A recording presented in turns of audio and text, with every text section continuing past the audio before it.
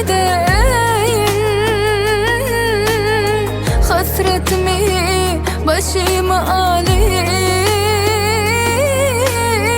şadlığım sana koyup gideyim. Yüzü senin gözünden, durmuşundan sönüp gideyim. Hasretimi başıma alayım, şadlığım sana koyup gideyim. Giderim, eciyle ben terk edip seni giderim. Gözümden dökmen yaşamı giderim. Döngeler men hasretlara, şatlık kaygı gözyaşlara. Barayan ayrılık yoluna, giderim. Eciyle ben terk edip seni giderim.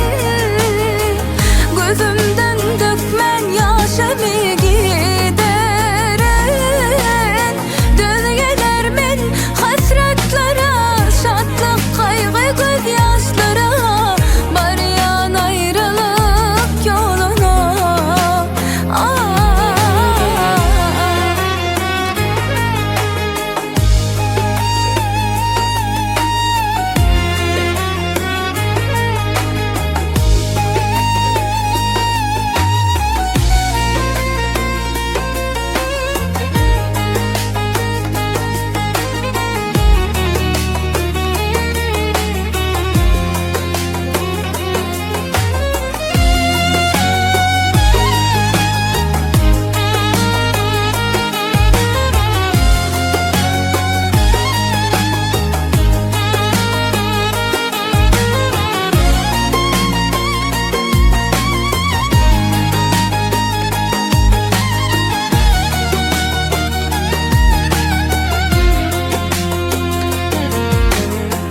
inne meni gözleme yıllama.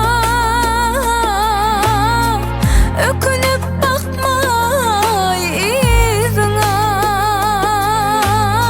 Men şol pürsat bolarım daşta,